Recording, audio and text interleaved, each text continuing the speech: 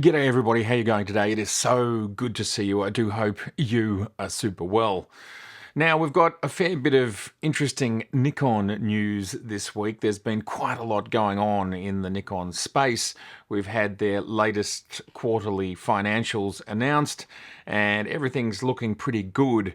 And overall, year-on-year profits have been revised upwards.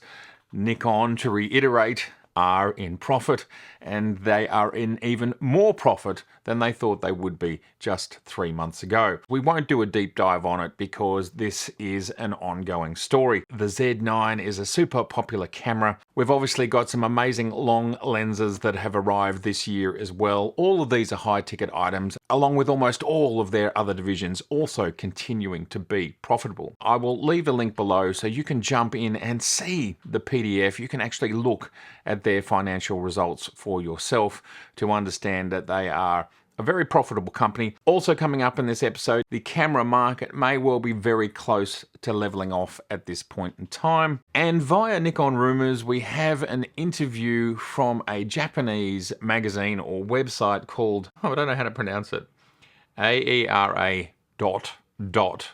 And this interview is with Tetsuro Goto, and he was a camera designer for Nikon for something like 40 years, working on all sorts of cameras like the F3 all the way up to the Nikon DF. And he only stopped working for the company in 2019. And he's got some really interesting thoughts and insights on the DSLR, what might happen next, and Nikon in general. This is a really great interview. So we're going to get to all of that. But before we jump into that, I'd like you to hang around to the end of this video, as I want to share something pretty important in regards to our community.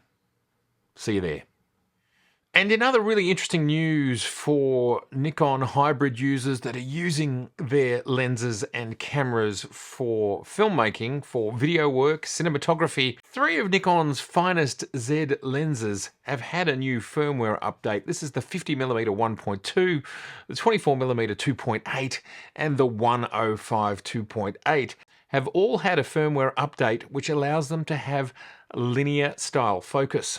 Let me just quickly read through how Nikon described this in the firmware update, and it is the same, or much the same, for all 3 lenses. Nikon Z50 1.2S lens firmware update version 1.10 added support for linear focus ring rotation during manual focus. When an option other than non-linear is selected for focus ring rotation range in the camera custom settings menu, rotating the ring the selected amount takes the focus from minimum distance to infinity regardless of rotation speed. As of August 2022, this feature is available with the Z9, the Z7 II from firmware version 1.4, and the Z6 II from camera firmware version 1.40. I believe this is now the 4th lens, including the 70-200 2.8, to have this feature added.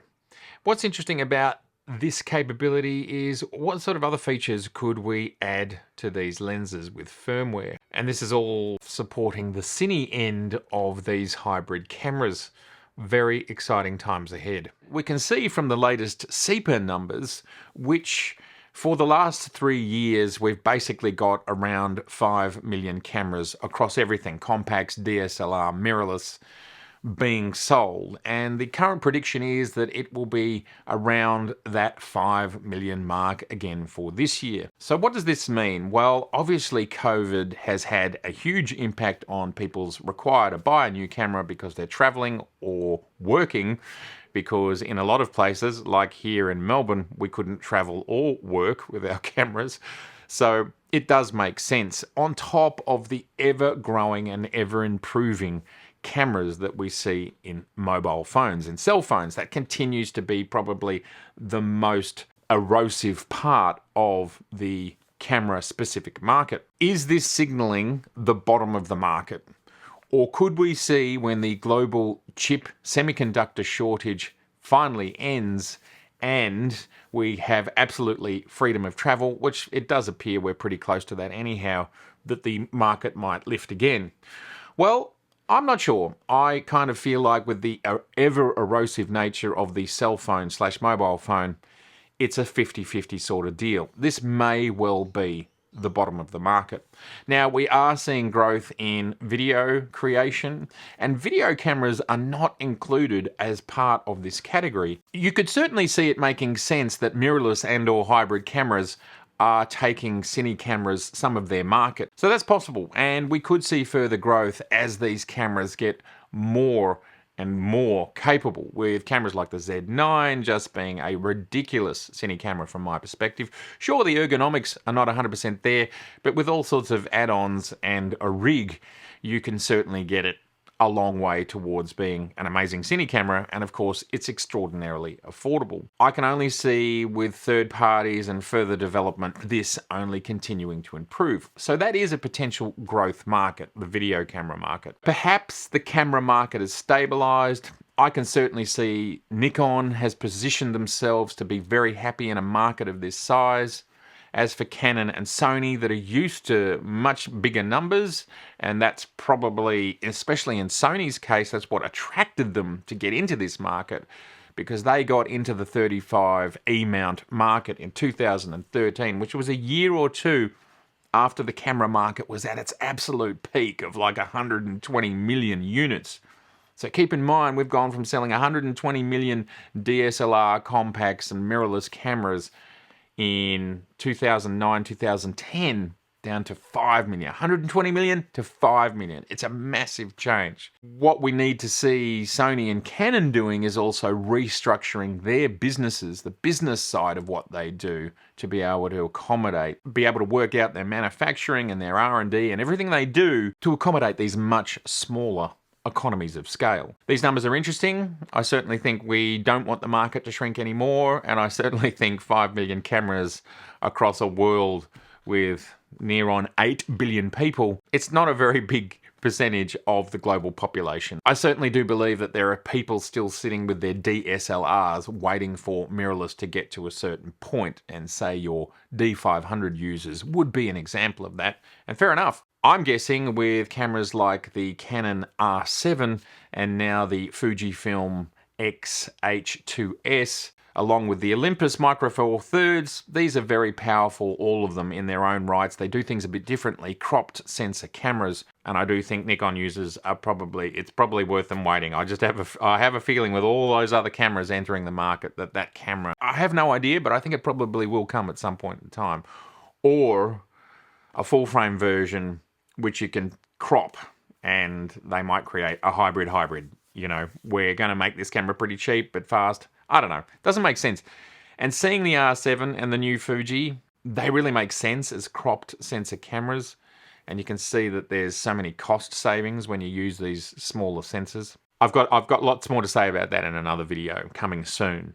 And finally, let's talk about the interview with Tetsuro Goto from Nikon. Used to work for Nikon up until 2019. So he's a gentleman that knows a great deal about how Nikon roll. And there's a few interesting quotes in this article that I'd like to share with you. I think that the historical role of SLR cameras has already ended long ago, because the performance of SLR cameras has already reached the limit. I think that this is enough.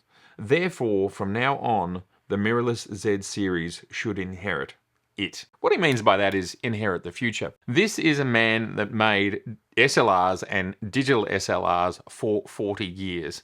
And if he is saying that DSLRs have essentially reached their limits, then I'm absolutely going to take that on board and believe him. And, you know, we could kind of see that with frames per second and how fast shutters could move, let alone the fact that all of that mirror and shutter business is extremely difficult to manufacture. It's highly precise hardware. And if I was a manufacturer and I had this whole new paradigm, which was mirrorless, and in the case of the Z9, it's mirrorless and shutterless, I would absolutely be chasing that dream, because it makes everything so much simpler. The structure of an SLR camera is complex, with many built-in sensors, including mirrors that move at high speed. It was difficult to process the data obtained from multiple sensors without discrepancies. On the other hand, In mirrorless cameras, the image sensor also serves as various sensors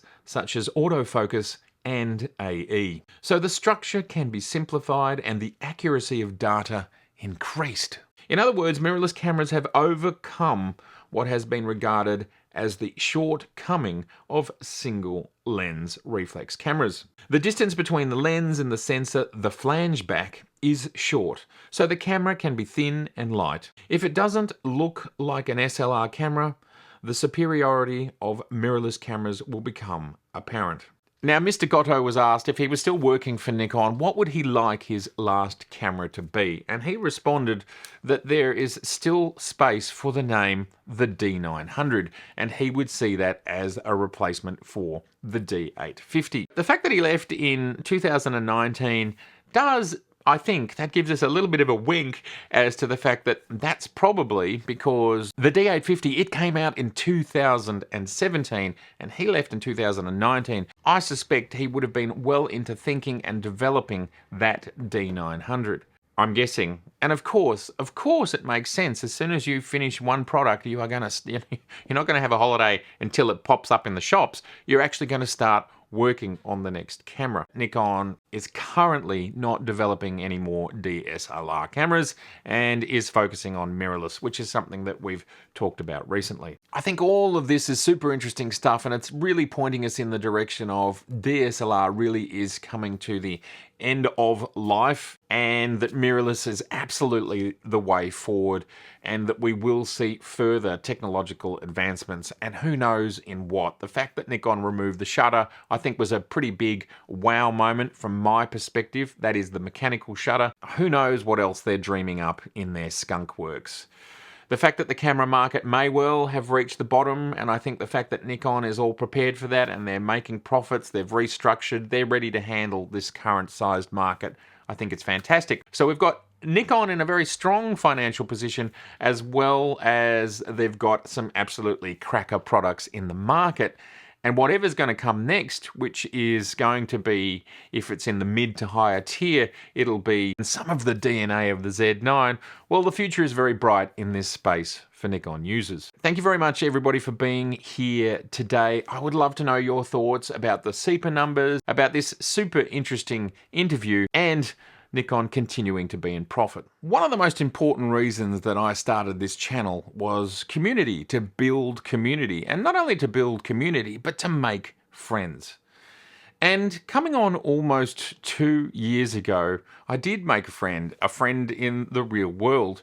And how that came about was during one of our breaks in lockdown, I had a photo night walk, and something like 20 people from the community, the local Melbourne community, who mostly were part of this channel community, came along and we went on a walk together around Melbourne for a few hours and took some shots. Then we had some dinner after that. One of the people that I met on that walk was Joe. From that moment on, Joe and I continued to shoot. That within a few months, early in 2021, February, March, April, Joe actually started and helped me with the production of a lot of the videos that you've seen since that time, about 18 months ago. Not all of them, might be something like 40, 30%, but he's been involved in some of the most important videos that I've made as well. The most recent one being the one shot up in Sydney. Joe just happened to be there at a trade fair. I decided I'd go up and see some clients and add some more images to my Sydney portfolio.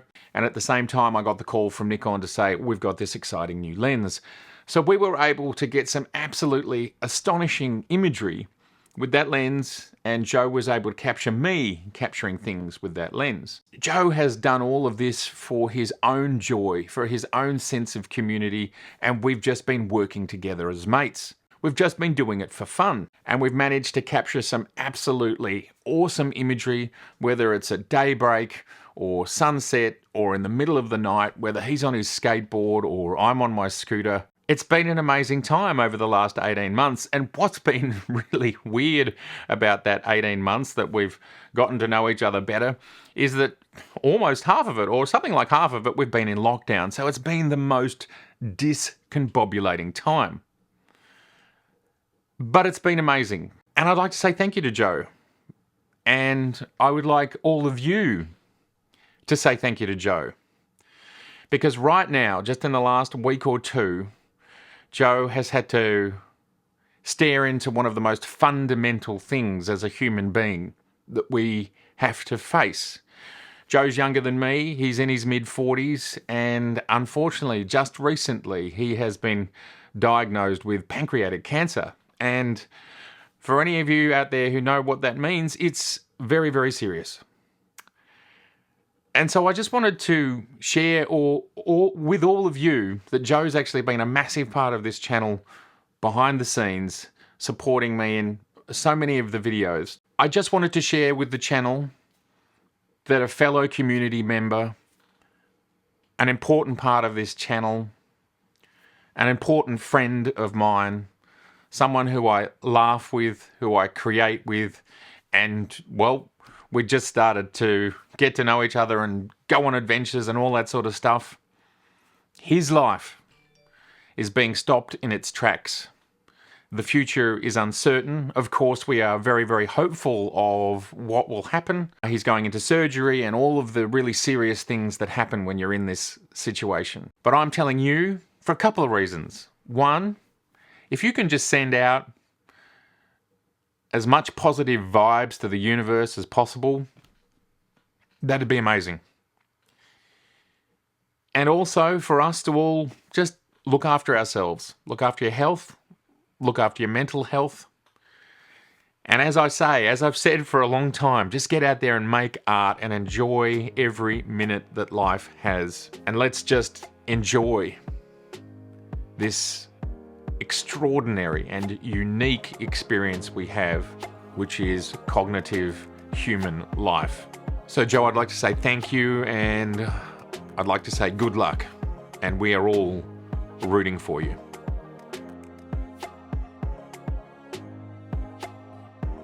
Thank you for sticking with me as I share a story from the community. I think it's super important that humanity is also part of this channel. My humanity, your humanity, others' humanity. All right, I look forward to seeing you very soon. Please take care, look after yourselves, make art, get out there and shoot. All right, bye for now.